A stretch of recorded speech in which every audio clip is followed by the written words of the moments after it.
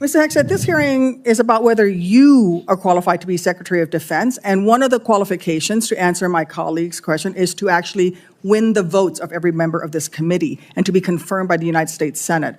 And you need to convince us that you're worthy of that vote, because the people of the state of Illinois voted for me to be their senator so that I could cast that vote when it comes to picking who is going to be the next Secretary of Defense.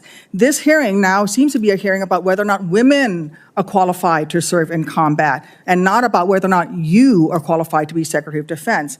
And let me just say that the American people need a SecDef who's ready to lead on day one. You are not that person. Our adversaries watch closely during times of transition, and any sense that the Department of Defense that keeps us safe is being steered by someone who's wholly unprepared for the job puts America at risk, and I am not willing to do that.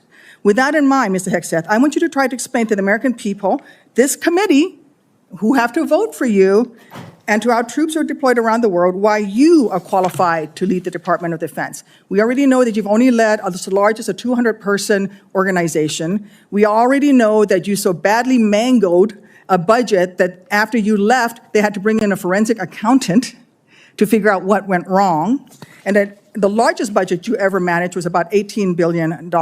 You know, that is about 51,560 times lower than the Department of Defense budget of $825 billion. $16 million is 51,568 times smaller than the defense budget.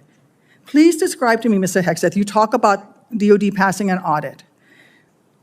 Please describe to me a time or an organization when that you led underwent an audit, because you say you're going to hire smarter people than you to run this audit. I'm not asking you to be an accountant. I want you to be able to tell me what kind of guidance will be given to those employees, what will happen whether or not you pass that audit. Have you led an audit of any organization, yes or no? I don't want a long answer, yes or no. Have you led an audit of any organization of which you were in charge? Senator, in both of the organizations I ran, we were always completely fiscally responsible. Yes or no, did you lead an audit? And the way yes my or leadership no, has did you lead an audit? Stated, yes or no? Completely what are you afraid of? You mischaracterized. can't answer this question. Yes or no, did you lead an audit? Do you not know this answer? Senator, every yes or part no? of my leadership yes of these organizations yes has or been no, misrepresented I will take that as a no. What were the findings? So there were no findings because you've never led an audit. What guidance did you give the auditors? None, because you've never led an audit. Nobody expects you to be an accountant, Mr. Hegseth. What we expect is for you to understand the complexity of this Pentagon budget process that is absolutely necessary to outfit our warfighters. Look, the Secretary of Defense is required to make quick decisions every single day that, well, with high-level information that's being provided for them. A Secretary of Defense has to have breadth and depth of knowledge. Right now, I am concerned that you have neither. Mr. Hegseth, what is the highest level of international negotiations that you have engaged in, that you have led in? Because the Secretary of Defense does lead international security negotiations.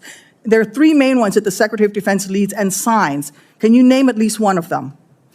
Could you repeat the question, Senator? Sure. What is the highest level of international security agreement that you have led? And can you name some that the Secretary of Defense would lead? There's three main ones. Do you know? I have not been involved in international security arrangements because I have not been in government other than serving in the military. So my job has been to no. The answer is no. Can you name one of the three main ones that the Secretary of Defense talking about defense signs? arrangements. I mean, NATO might be one that you're referring to. Status of Forces Agreement would be one of them. Status of Forces Agreement. I've been a part of teaching about Status of Forces Agreements. But you don't remember Afghanistan. to mention it? You're not qualified, Mr. Hegseth.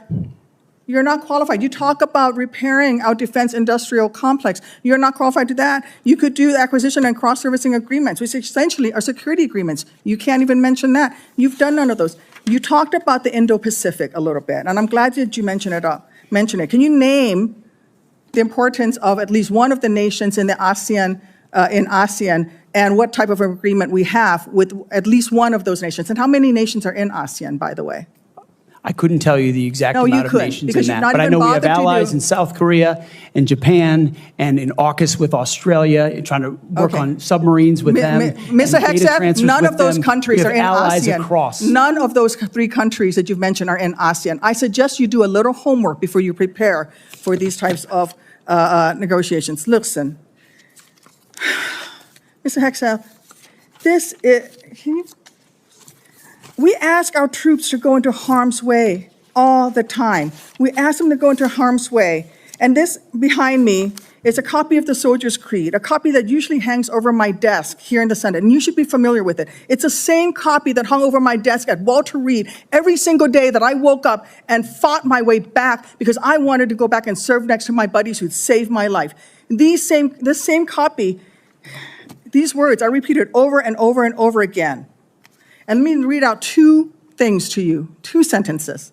I will always place the mission first, and I am disciplined, physically and mentally tough, trained and proficient in my warrior task. Mr. Hegseth, our troops follow these words every single day, and they man up and they pack their rucksacks and they go to war. And they deserve a leader who can lead them, not a leader who wants to lower the standards for himself or raising the standards for other people. And by the way, our troops already meet the standards. We ask troops to man that ship, fight that fire, fly that helicopter until their very last breath. And they do that every single day. They cannot be led by someone who's not competent to do the job. How can we ask these warriors to train and perform the absolute highest standards when you are asking us to lower the standards to make you the Secretary of Defense simply because you are buddies with our president-elect? And by the way, he has filed for bankruptcy 6 times. I'm not quite sure he's the kind of CEO you want to refer to as a successful businessman. Let me make it clear. You can't seem to grasp that there is no U.S. military as we know it without the incredible women that we serve. Women who've earned their place in their units. You have not earned your place as Secretary of Defense. You say you care about keeping our armed forces strong and that you like that our armed forces are a meritocracy, then let's not lower the standards for you. You, sir, are a no-go at this station. Thank you, Senator.